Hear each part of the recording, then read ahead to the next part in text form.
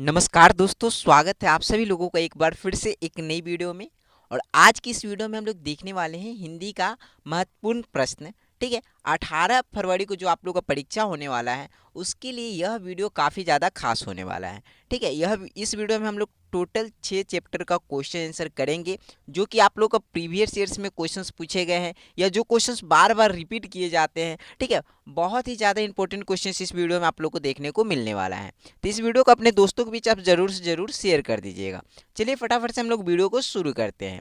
तो यहाँ देखिए, झारखंड बोर्ड परीक्षा 2025 महत्वपूर्ण प्रश्न कक्षा 10वीं के लिए हिंदी का है। ठीक है, और इसके बाद आप लोग को इस वीडियो का पार्ट 2 भी देखने को मिलेगा। ठीक है, तो चलिए यहाँ पर हम लोग देखते हैं। यहाँ पर पहला जो चैप्टर है, चैप्टर 1, पद जिसका नाम है उसके जिसके कवि हैं कौन? सूरदास। ठीक है, ये आपका एक तरह से पोएम की तरह है। ठीक है, तो जिसके कवि कौन है? सूरदास है। तो इस चैप्टर से कौन कौन से क्वेश्चंस महत्वपूर्ण होते हैं, कौन कौन से क्वेश्चंस पूछे जाते हैं, वो क्वेश्चंस आप लोग देख लीजिएगा यहाँ पर ही। ठीक है, तो यहाँ पर मैं आप लोगों को पूरा चैप्टर का क्वेश्चन आंसर नहीं बताने वाला। यहाँ पर मैं वही क्वेश्चंस लेकर आया हूँ जो कि आप लोगों का परीक्षा के लिए काफ़ी ज़्यादा इंपॉर्टेंट है, या परीक्षा में वो क्वेश्चंस बार बार रिपीट होते हैं। ठीक है, तो यहाँ देखिएगा, गोपियों द्वारा पहला क्वेश्चन है, गोपियों द्वारा उद्धव को भाग्यवान कहने में क्या व्यंग निहित है? इसका क्या उत्तर हो जाएगा वो देख लीजिएगा। गोपियों द्वारा उद्धव को भाग्यवान कहकर उन पर व्यंग साधती है।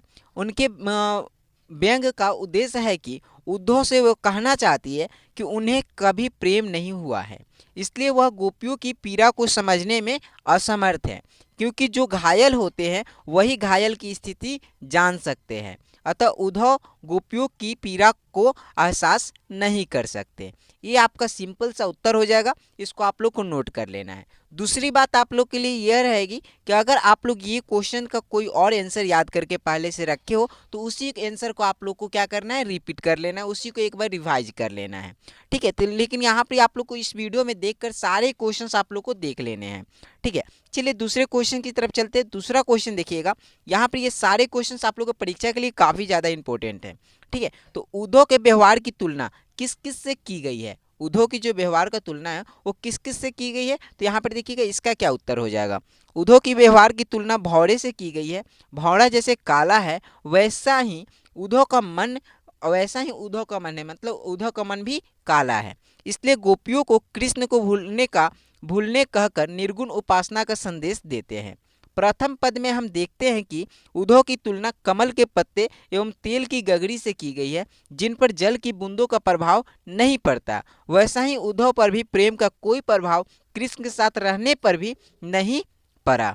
ठीक है, ये आपका सिंपल सा उत्तर हो जाएगा। और फिर से वही बात है, अगर आप इस क्वेश्चन का दूसरा कोई आंसर याद करके रखे हो तो उसी को एक बार रिवाइज कर लीजिएगा, या अगर आप नहीं किए हो अब तक कुछ, ठीक है, तो उसके लिए आप लोग इसको पढ़ लीजिएगा। ठीक है, अगर अब तक आप कुछ किए ही नहीं हो, ठीक है, तब आपको ये पढ़ना पड़ेगा, इसको याद करना पड़ेगा, और ये सारे क्वेश्चंस आप लोग को देखकर चलने पड़ेंगे। चलिए आगे देखिएगा, यहाँ पर 3 नंबर जो क्वेश्चन है, गोपियों ने किन किन उदाहरणों के माध्यम से उद्धव को उलाहने दिए हैं? ठीक है, तो इसका क्या उत्तर हो जाएगा वो देख लीजिएगा। जब गोपियों को उद्धव ने देखिए सिंपल सी बात है, यहाँ पर आंसर आप लोग बड़ा देखकर डरना नहीं है, इसको एक तरह से आप लोग को कथा या कहानी की तरह पढ़ना है। ठीक है, एक दो बार रिपीट कीजिएगा, आप लोग को बहुत सारी चीज़ समझ में आ जाएंगे, और इसको अपने मन से आप आंसर लिखिएगा, बहुत अच्छा आंसर लिखा जाएगा। ठीक है, जब गोपियों को उद्धव ने निर्गुण उपासना का संदेश दिया, तब गोपियों को यह मार्ग पसंद नहीं आया।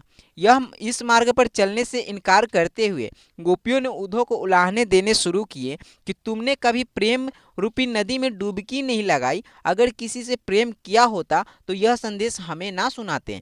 ठीक है, कृष्ण के साथ रहकर भी तुमको उनसे प्रेम ना हुआ, यह अचरज की बात है।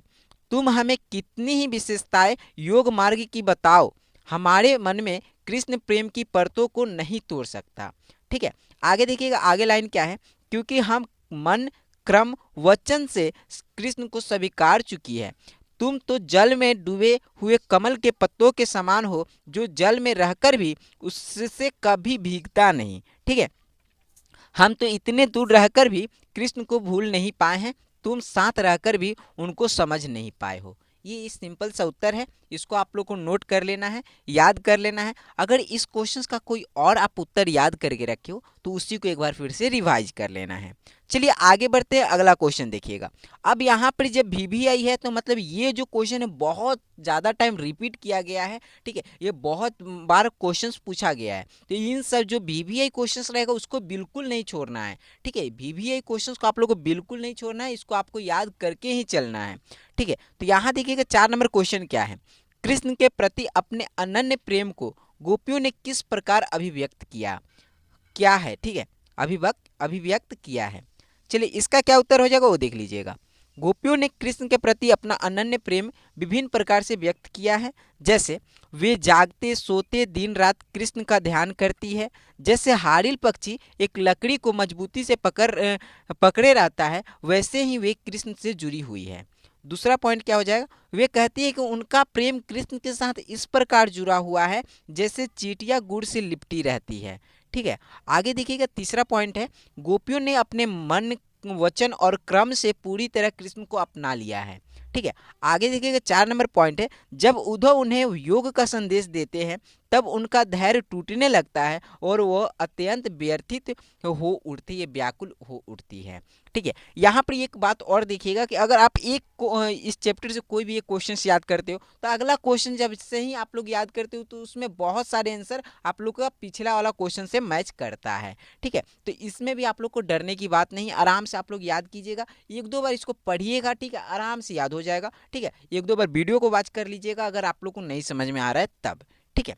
चलिए आगे बढ़ते हैं, यहाँ देखिएगा 5 नंबर क्वेश्चन है, और याद रखिएगा जो VVI टैग किया हुआ है उसको बिल्कुल नहीं छोड़ना है क्योंकि ये क्वेश्चंस बहुत ज़्यादा समय रिपीट किए गए हैं, ठीक है। गोपियों ने उद्धव से योग की शिक्षा कैसे लोगों को देने की बात कही है, ठीक है, गोपियों ने उद्धव से योग की शिक्षा कैसे लोगों को देने की बात कही है, इसका उत्तर देख लीजिएगा क्या हो जाएगा।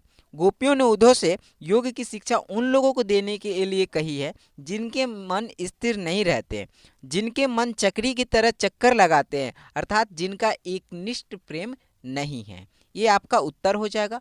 इन सभी को याद करते चलना है, इन सभी को नोट करते चलना है, ठीक है। आप लोग अगर नोट करने का समय नहीं है तो वीडियो को एक दो बार देख लीजिए, या वीडियो को यहाँ पर रोक कर आप इसका आंसर को याद कर सकते हैं, स्क्रीनशॉट ले लीजिए, ठीक है, सबसे अच्छा तरीका रहेगा। चलिए आगे बढ़ते हैं, और VVI जो क्वेश्चन रहेगा उसको बिल्कुल नहीं छोड़ना है, आप लोग को बार बार ये बात हम रिपीट कर रहे हैं, ठीक है। यहाँ देखिएगा 6 नंबर क्वेश्चन है, गोपियों के अनुसार राजा का धर्म क्या होना चाहिए, ठीक है, गोपियों के अनुसार राजा का धर्म क्या होना चाहिए, और VVI क्वेश्चन है। VVI मतलब बहुत समय ये रिपीट किया, बहुत ज़्यादा इंपॉर्टेंट, VVI मतलब वेरी वेरी इंपॉर्टेंट क्वेश्चन है ये, ठीक है। अब देखिए गोपियों के अनुसार राजा का धर्म नीति के मार्ग पर चलने का होना चाहिए, राजा को प्रजा का हित करना चाहिए, ये आपका उत्तर हो जाएगा, ठीक है। चलिए आगे बढ़ते हैं, और 7 नंबर क्वेश्चन देखिएगा। 7 नंबर भी क्वेश्चन आप लोग का इंपॉर्टेंट क्वेश्चन, जो इंपॉर्टेंट क्वेश्चन है क्योंकि मैं यह वीडियो इंपॉर्टेंट क्वेश्चन से रिलेटेड बना रहा हूँ इसलिए मैं इंपॉर्टेंट क्वेश्चन का इंपॉर्टेंट टैग नहीं किया हूँ, नॉर्मली VVI क्वेश्चन को केवल VVI टैग किया गया है इस वीडियो में, ठीक है। अब यहाँ देखिए गोपियों ने अपने वाक चातुर्य के आधार पर ज्ञानी उद्धव को परास्त कर दिया, उनके वाक चातुर्य की विशेषताएं लिखिए। वाक चातुर्य मतलब आगे देखिएगा क्या इसका आंसर हो जाएगा। गोपियों वाक चातुर्य हैं, वे बातें बनाने में किसी को भी पछाड़ देती हैं, ठीक है, वे बातें बनाने में किसी को भी पछाड़ देती है। वाक चातुर्य का मतलब होता है कि वो बहुत ज़्यादा बात करने वाली, बातें बोलने वाली, ठीक है। अब यहाँ क्या हो जाएगा, यहाँ तक कि ज्ञानी उद्धव उनके सामने गूंगे होकर खड़े रह जाते हैं। कारण यह है कि गोपियों के हृदय में कृष्ण प्रेम का सच्चा ज्वार है, यही उमराव, यही जबरदस्त आवेग उद्धव की बोलती बंद करा देती है। सच्चे प्रेम में इतनी शक्ति है कि बड़े से बड़े ज्ञानी भी उसके सामने घुटने टेक देते हैं, ठीक है। यहाँ पे टेक देता है नहीं होगा, टेक देता है होगा, ठीक है, इसको आप लोग ठीक कर लीजिएगा, टेक देता है, ओके। चलिए आगे बढ़ते हैं, अब हम लोग चैप्टर 2 की तरफ चलते हैं, क्योंकि चैप्टर 1 से आप लोग का जो इंपॉर्टेंट क्वेश्चन, यही 7 इंपॉर्टेंट क्वेश्चन है जो आप लोग का बार बार रिपीट किया जाता है, या ये क्वेश्चन आप लोग का पूछा जाता है, ठीक है। चलिए अब चैप्टर 2 में चलते हैं। चैप्टर 2 में क्या क्वेश्चन वो देख लीजिएगा। चैप्टर 2 में आप लोग का राम लक्ष्मण परशुराम संवाद, और जिसके कवि है कौन, तुलसीदास।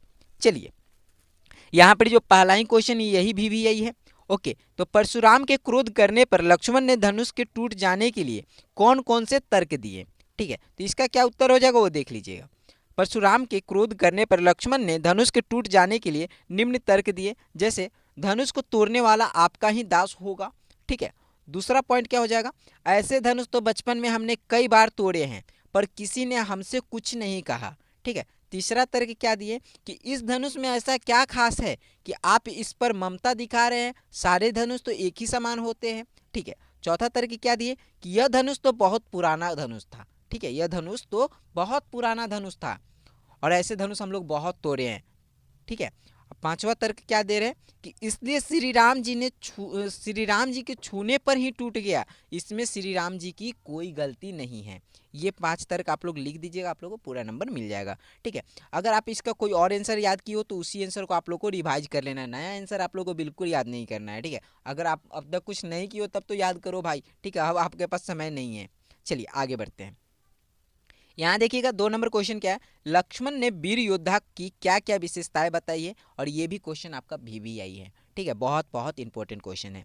ठीक है, यहाँ देखिएगा इसका क्या उत्तर हो जाएगा। लक्ष्मण ने वीर योद्धा की निम्नलिखित विशेषताएं बताई है। जैसे पहला, सूरवीर युद्ध भूमि में युद्ध करते हैं, सूरवीर युद्ध भूमि में युद्ध करते हैं। दूसरा, वे अपने बड़ाई अपने ही मुख से कभी नहीं करते, वे अपनी ही बड़ाई अपने मुख से कभी नहीं करते। और तीसरा पॉइंट, शत्रु को युद्ध में उपस्थित देखकर अपनी प्रशंसा करने की बजाय अपनी वीरता दिखाते हैं। ठीक है। और चौथा पॉइंट क्या हो जाएगा, वीर वीरता का व्रत धारण करने वाले धैर्यवान और क्षमाशील होते हैं। ठीक है, ये आपका 4 पॉइंट हो जाएगा, इसको आप लोग नोट कर लीजिएगा। अगर आप इसका कोई और आंसर याद करके रखे हो पहले से तो उसी को रिवाइज करना है। ठीक है, अगर नहीं याद किए तब इसको नोट कीजिए आप। चलिए यहाँ पर देखिए तीसरा भी क्वेश्चन जो है VVI है, मतलब बहुत बहुत इंपॉर्टेंट क्वेश्चन है। साहस और शक्ति के साथ विनम्रता हो तो बेहतर है, इस कथन पर अपने विचार लिखिए। तो इसका क्या उत्तर हो जाएगा वो देख लीजिएगा। साहस और शक्ति के साथ विनम्रता हो तो बेहतर है, यह कथन बिल्कुल सही है, क्योंकि विनम्र व्यक्ति ही सोच समझकर कदम उठाता है। क्रोधी व्यक्ति साहस और शक्ति का सूझबूझ पूर्ण प्रयोग ना करके जल्दी में अनुचित कदम उठा बैठता है, किंतु विनम्र व्यक्ति का प्रत्येक कार्य सूझबूझ पूर्ण एवं उचित होता है। वह अपने साहस और वीरता का प्रयोग समाज हित में ही करता है। अतः साहस और शक्ति के साथ साथ विनम्रता सोने पर सुहागा है। ठीक है, ये आपका उत्तर हो जाएगा। अगर इसका कोई और आप उत्तर याद करके रखे हो तो उसको आपको रिवाइज कर लेना है। चलिए अब यहाँ पर एक और बात बता देते हैं, ये जो 4 नंबर क्वेश्चन है यहाँ पर देखिएगा, यहाँ पर ये जो क्वेश्चन है कभी कभी तोड़ कर भी पूछ लेता है। जैसे कि राम के स्वभाव की विशेषताएं बताएं, इस तरह से भी क्वेश्चन पूछा जाता है आप लोग का परीक्षा में। और यहाँ पर लक्ष्मण के स्वभाव की विशेषता बताएं, इस तरह से भी क्वेश्चन आप लोग को पूछा जाता है। अगर ये आप कभी क्वेश्चन यही पूछ लिया जाता है, 4 नंबर जो क्वेश्चन है वही, कि जैसे परशुराम के क्रोध करने पर राम और लक्ष्मण की जो प्रतिक्रियाएं हुई उनके आधार पर दोनों की स्वभाव की विशेषताएं अपने शब्दों में लिखिए। तो यहाँ पर आप लोग को इसलिए ये जो आप अगर आंसर याद कीजिएगा तो यहाँ से आप लोग 3 क्वेश्चन का आंसर याद कर लीजिएगा। पहला कि ये 4 नंबर का क्वेश्चन अगर ऐसा ही सेम टू सेम अगर क्वेश्चन आता है तो आप लोग को जो आंसर दिया गया है पूरा लिख सकते हैं। या केवल पूछा कि राम के स्वभाव की विशेषता बताएं, तो इसके लिए आप राम के स्वभाव की जो विशेषता है वो केवल बताइएगा। या लक्ष्मण के बारे में पूछा तो लक्ष्मण के स्वभाव की केवल विशेषता बताइएगा।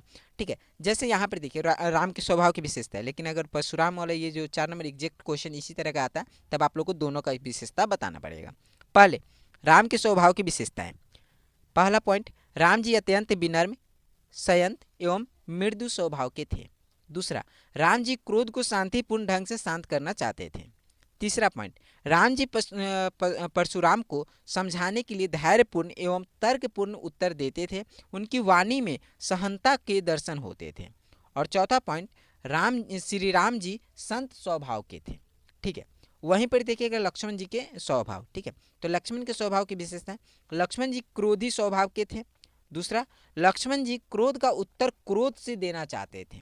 ठीक है, और तीसरा पॉइंट, लक्ष्मण जी परशुराम को समझा बुझाकर शांत करने की बजाय व्यंग्योक्तिपूर्ण कथनों से उत्तर देते थे, अतः उनकी वाणी में व्यंग प्रधान था।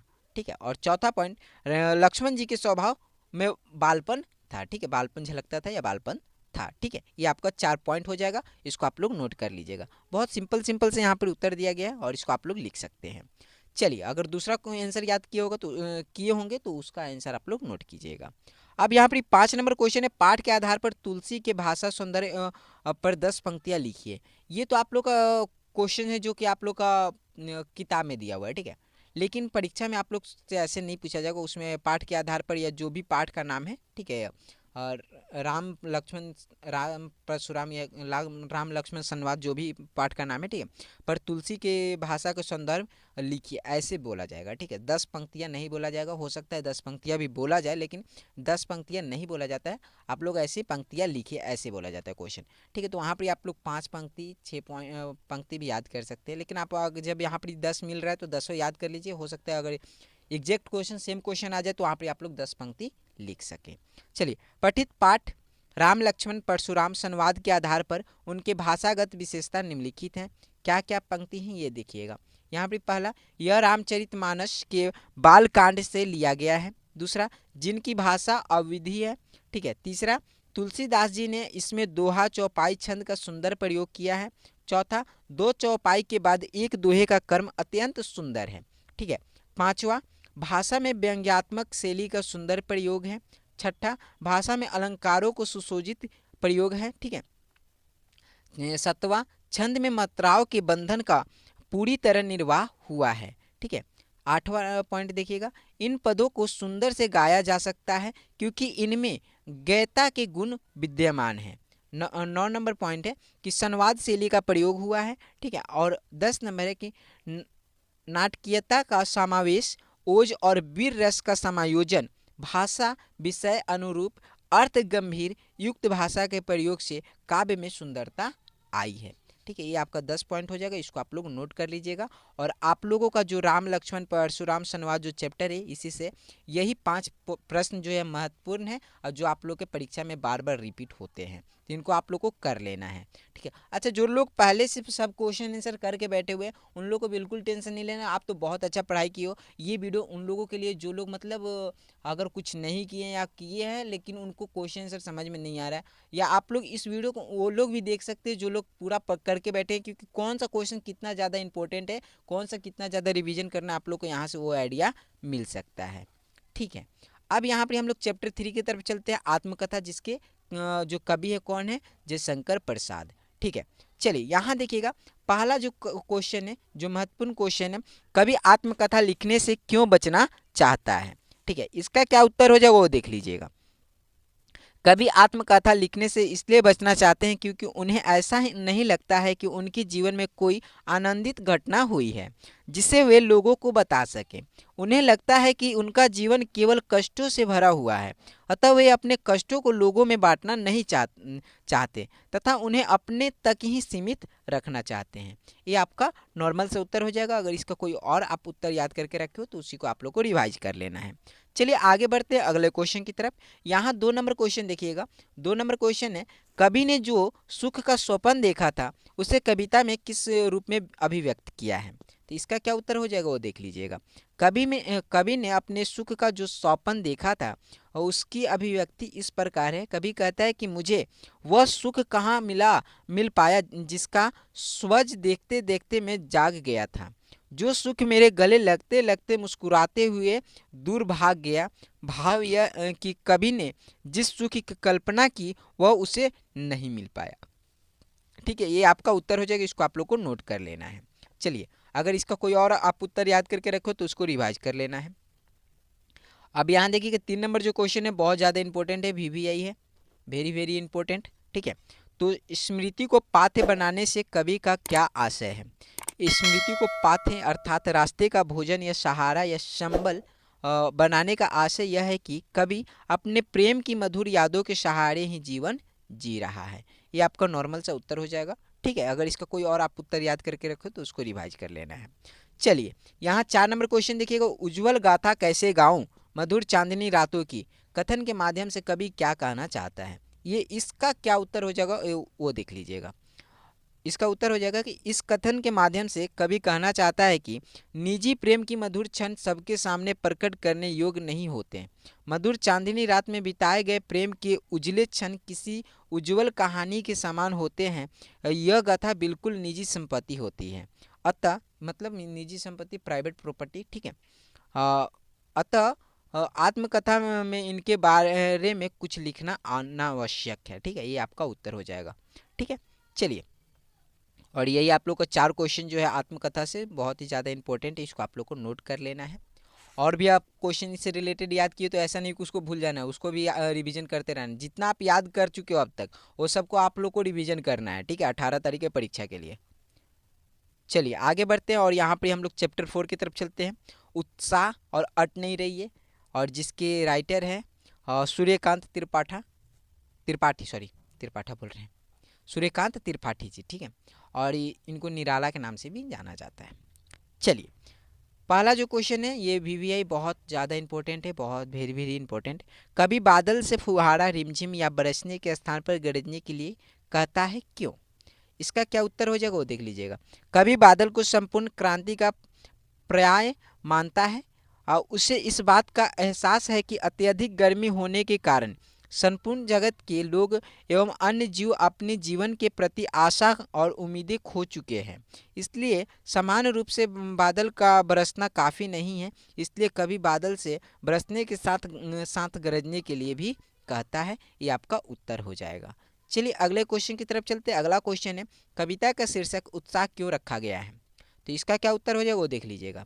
कविता का शीर्षक उत्साह इसलिए रखा गया है क्योंकि कवि के मन में बादल को लेकर उत्साह है। बादल मन में उत्साह की भावना जगाता है। यह उत्साह क्रांति आने की प्रति भी है, ठीक है। तो ये 2 नंबर का आपका उत्तर हो जाएगा। इसको आप लोग को नोट कर लेना है और याद कर लेना है। आगे बढ़ते हैं। 3 नंबर क्वेश्चन देखिएगा। कविता में बादल किन किन अर्थों की ओर संकेत करता है? तो इसका क्या उत्तर हो जाएगा? कविता में बादल शब्द इच्छा शक्ति, उत्साह, नवजीवन, नई कल्पना, विध्वंस, विनाश और क्रांति चेतना आदि अर्थों की ओर संकेत करता है। ये आपका नॉर्मल सा उत्तर हो जाएगा, ठीक है। आगे बढ़ते हैं। 4 नंबर क्वेश्चन देखिएगा। कवि की आंख फागुन की सुंदरता से क्यों नहीं हट रही है? ठीक है, तो फागुन बहुत मतवाला, मस्त और शोभाशाली है। उसका रूप सौंदर्य रंग बिरंगे फूलों, पत्तों और हवाओं में प्रकट हो रहा है। फागुन के कारण मौसम इतना सुहाना हो गया है कि उस पर से आंख हटाने का मन नहीं करता। ये आपका नॉर्मल सा उत्तर हो जाएगा, ठीक है। इसका कोई और आप अगर उत्तर याद करके रखे तो उसको रिवाइज कर लेना है। चलिए 5 नंबर क्वेश्चन देखिएगा। फागुन में ऐसा क्या होता है जो बाकी ऋतुओं में से भिन्न होता है? ठीक है, तो इसका क्या उत्तर हो जाएगा वो देख लीजिएगा। फागुन का मौसम बहुत ही अच्छा और सुहाना होता है। यह ऐसा मौसम है जब प्रकृति अपने सुंदरतम रूप में होती है। जगह जगह फूल खिले होते हैं। पेड़ पौधों में पुराने पत्ते झड़कर नए पत्ते निकलने लगते हैं। धरती में सर्वत्र फूल खिले हुए रहते हैं। ऐसा सौंदर्य अन्य ऋतुओं में दिखाई नहीं देता। ये आपका उत्तर हो जाएगा। इसको भी आप लोग को नोट करना है और याद कर लेना है, ठीक है। फागुन में ऐसा क्या होता है जो बाकी ऋतुओं से भिन्न होता है? ठीक है, तो वही सेम क्वेश्चन शायद रिपीट हो गया है, ठीक है। और 5 नंबर 6 नंबर दोनों सेम क्वेश्चन है, तो यहाँ पर आप लोग 5 नंबर ही दोनों एक जैसा ही रिपीट हो गया है, ठीक है। तो यहाँ पर 5 क्वेश्चन ही आप लोग का इस चैप्टर से, तो इसको आप लोग को नोट कर लेना है और याद कर लेना है। अब चलिए हम लोग 5 चैप्टर की तरफ बढ़ते हैं। चैप्टर 5 यह दंतुरित मुस्कान और फसल, जिसके जो कवि हैं नागार्जुन। अब यहाँ पर जो पहला क्वेश्चन है, बच्चे की मुस्कान और एक बड़े व्यक्ति की मुस्कान में क्या अंतर है? बहुत बहुत ज़्यादा इंपॉर्टेंट क्वेश्चन है, तो इसको आप लोग को याद करके चलना है। बच्चे की मुस्कान में किसी प्रकार की कोई छल कपट नज़र नहीं आती है। किसी से बिना भेद किए हुए ही अपनी मोहक मुस्कान की छवि बिखेर देते हैं। जबकि बड़े व्यक्ति की मुस्कान में एक शक रहता है, उसमें ईर्ष्या और द्वेष स्पष्ट नज़र आता है। ये आपका उत्तर हो जाएगा। आगे बढ़ते हैं। दूसरा क्वेश्चन देखिएगा। बच्चे की दंतुरित मुस्कान का कवि के मन पर क्या प्रभाव पड़ता है? ये भी आपका वीवीआई क्वेश्चन है, वेरी वेरी इंपॉर्टेंट क्वेश्चन है, तो इसको करके चलना है। बच्चे की दंतुरित मुस्कान का कवि के मन पर सकारात्मक प्रभाव पड़ता है। उसे जीवन के प्रति नई आस जगने लगती है और उसे जीवन की संजीवनी बूटी मिल जाती है और जिजीविषा में से भर जाते हैं। ये आपका उत्तर हो जाएगा, ठीक है। आगे बढ़ते हैं। अगला क्वेश्चन देखिएगा और यहाँ पे आप लोग का 3 नंबर क्वेश्चन है। कवि नागार्जुन ने बच्चे की मुस्कान के सौंदर्य को किन किन बिंबों के माध्यम से व्यक्त किया है? ठीक है, इसका क्या उत्तर हो जाएगा वो देख लीजिएगा। कवि ने बच्चे की मुस्कान के सौंदर्य को निम्नलिखित बिंबों के माध्यम से व्यक्त किया है। झोपड़ी में कमल खिल गया, चट्टान पिघलकर पानी बन जाता है, बबूल के पेड़ से शेफालिका के फूल झरने लग गए हैं। इस तरह से वो बच्चे की मुस्कान के सौंदर्य को इन बिंबों के माध्यम से व्यक्त किया है, ठीक है। चलिए आगे बढ़ते हैं और यहाँ पे 4 नंबर क्वेश्चन देखिएगा, कवि के अनुसार फसल क्या है। ठीक है, तो इसका क्या उत्तर हो जाएगा वो देख लीजिएगा। कवि के अनुसार फसलें पानी, मिट्टी, धूप, हवा और मानव श्रम के मेल से बनी हैं। ठीक है, इनमें सभी नदियों के पानी का जादू समाया हुआ है, सभी प्रकार की मिट्टियों का गुण धर्म निहित है, सूरज और हवा का प्रभाव समाया हुआ है, इन सब के साथ किसानों और मजदूरों का श्रम भी सम्मिलित है। ठीक है, ये आपका उत्तर हो जाएगा कवि के अनुसार फसल क्या है इसका। ठीक है, इसको आप लोग को नोट कर लेना, ये भी आपका इंपॉर्टेंट क्वेश्चन है। और यहाँ पे आगे बढ़ते हैं, 5 नंबर क्वेश्चन है, फसलों को हाथों के स्पर्श की गरिमा और महिमा कहकर कवि क्या व्यक्त करना चाहता है। इसका क्या उत्तर हो जाएगा वो देख लीजिएगा। कवि फसलों को हाथों के स्पर्श की गरिमा और महिमा कहकर यह बताना चाहता है कि किसानों के कठिन परिश्रम और मेहनत से ही फसलें तैयार होती है। कविता के जरिए कवि यह संदेश देना चाहता है कि किसानों के हाथों की मेहनत और उनके स्पर्श से ही फसल की गरिमा और महिमा बढ़ती है। ये आपका उत्तर हो जाएगा। दोस्तों यह वीडियो काफ़ी ज़्यादा बड़ा होते जा रहा है, लेकिन इस वीडियो को देखने के बाद आप लोगों को काफ़ी ज़्यादा मदद मिलने वाला है। तो इस वीडियो को अपने दोस्तों के बीच भी शेयर करना है। और इस वीडियो में हम लोग चैप्टर 6 कंप्लीट करेंगे, और उसके बाद आप लोग का अगर कमेंट रहेगा, अगर अच्छा इस वीडियो पर रिस्पॉन्स मिलता है तो आप लोग को चैप्टर 6 से लेकर जो भी चैप्टर 12 तक है वो भी आप लोग का इंपॉर्टेंट क्वेश्चन रिलेटेड वो सारे क्वेश्चन आप लोग को इस चैनल पर देखने को मिल जाएगा। ठीक है, यहाँ पर देखिएगा 6 नंबर क्वेश्चन क्या है, कविता में फसल उपजाने के लिए आवश्यक तत्वों की बात कही गई है, वे आवश्यक तत्व कौन से हैं। इसका उत्तर क्या हो जाएगा वो देख लीजिएगा। फसल उपजाने के लिए किसान की मेहनत के अतिरिक्त आवश्यक तत्व नदियों का जल, उपजाऊ मिट्टी, हवा एवं सूर्य का प्रकाश है। ये आपका उत्तर हो जाएगा। चलिए अब 6 नंबर क्वेश्चन की तरफ बढ़ते हैं, और ये इस वीडियो का आखिरी चैप्टर है, और जिस क्वेश्चन बोले ना शायद चैप्टर 6 की तरफ बढ़ते हैं, जिसका नाम है संगतकार, और इसके जो कवि हैं मंगलेश डबराल। ठीक है, चलिए अब यहाँ पर हम लोग पहला जो क्वेश्चन है बहुत ज़्यादा इंपॉर्टेंट है, VVI है। सफलता के शिखर पे पहुँचने के दौरान यदि व्यक्ति लड़खड़ाता है तो उसे सहयोगी किस तरह संभालते हैं। इसका उत्तर क्या हो जाएगा वो देख लीजिएगा। जब कोई व्यक्ति सफलता के चरम शिखर पर पहुंचकर अचानक लड़खड़ा जाता है तो उसके सहयोगी ही उसे बल, उत्साह, शाबाशी और साथ देकर संभालते हैं। वे अपनी शक्ति उसके लिए लगा देते हैं, वे उसकी कमी को पूरा करने का भरसक प्रयास करते हैं। ये आपका उत्तर हो जाएगा। यहाँ पर दूसरा क्वेश्चन भी वेरी इंपॉर्टेंट है। ठीक है, संगतकार किन किन रूपों में मुख्य गायक गायिकाओं की मदद करते हैं। इसका क्या उत्तर हो जाएगा वो देख लीजिएगा। संगतकार मुख्य गायक गायिकाओं को कई तरह से मदद करते हैं, जैसे स्वर में स्वर मिलाकर उन्हें बुलंदी पर पहुंचाते हैं, थकी हुई आवाज़ को बल देते हैं, सही सुर याद दिलाते हैं, उनकी भूलों के बारे में बताते हैं।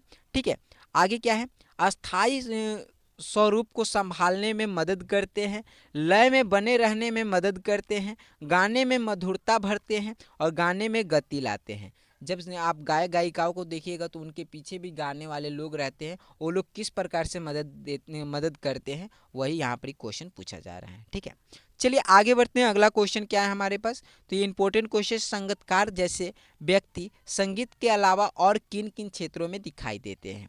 तो इसका क्या उत्तर हो जाएगा वो देख लीजिएगा। संगीतकार जैसे व्यक्ति संगीत के अलावा बड़े बड़े नेताओं, अभिनेताओं, संत महात्माओं के साथ भी इसी प्रकार सहयोग करते हैं।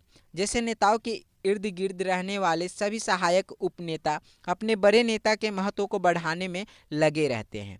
आम कार्यकर्ता झंडे लगाने वाले, नारे लगाने वाले कार्यकर्ता संगीतकार की भूमिका ही निभाते हैं।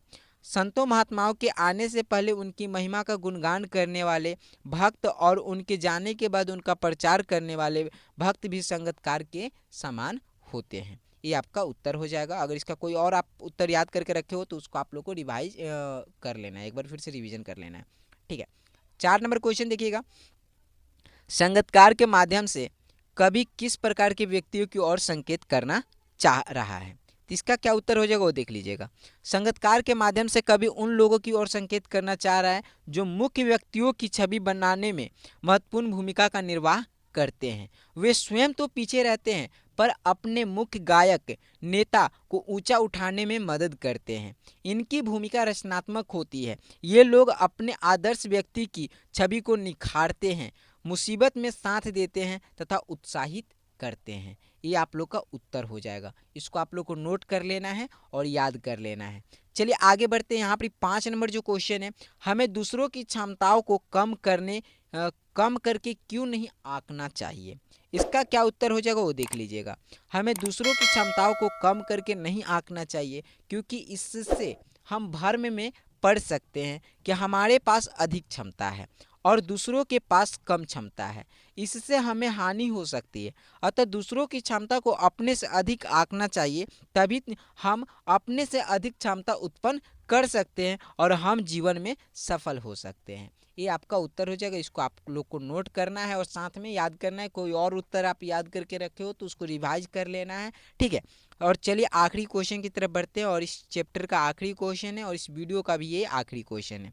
संगीतकार कविता में किस जीवन मूल्य को उभारा गया है। तो संगीतकार कविता में कवि ने यही विचार रखा है कि मुख्य गायक का साथ देने वाले संगीतकार की भूमिका कम नहीं होती बल्कि अधिक ही होती है। संगीतकार ही मुख्य गायक के पीछे पीछे चलते हैं और हर जगह उसका सहयोग करते हैं, ठीक है। तो दोस्तों ये वीडियो का आखिरी क्वेश्चन था और इस वीडियो को यहीं पर हम लोग समाप्त करते हैं। अगर इस वीडियो का अच्छा रिस्पॉन्स मिला, ठीक है, और ये वीडियो को अपने दोस्तों के बीच आप लोगों को शेयर करना है। वीडियो अगर पसंद पड़े तो वीडियो को लाइक कर देना है और कमेंट करना है कि आप लोग को अगला चैप्टर आप लोग को चाहिए या नहीं चाहिए, ठीक है, ठीक है। अब जल्दी से जल्दी कमेंट कीजिए और इसका हम अगला चैप्टर कंटेंट सब रेडी कर रहे हैं, ठीक है। अगर आप लोग का इस वीडियो पे अच्छा खासा रिस्पांस मिला तो अगला चैप्टर बनेगा, अगला पार्ट बनेगा, ठीक है। और यह वीडियो मुझे लगता है कि आप लोग को काफ़ी ज़्यादा मदद करने वाला है, बहुत लोगों को मदद करने वाला। जो अब तक पढ़े हैं, नहीं पढ़े, हिंदी का तैयारी कर रहे हैं, नहीं कर रहे हैं, उन सभी के पास ये वीडियो को आप लोग को पहुंचा देना है, ठीक है। चलिए फिर मिलते हैं हम लोग अगले वीडियो में। बहुत बहुत धन्यवाद आप सभी लोगों का। Thank you. जय हिंद, जय भारत।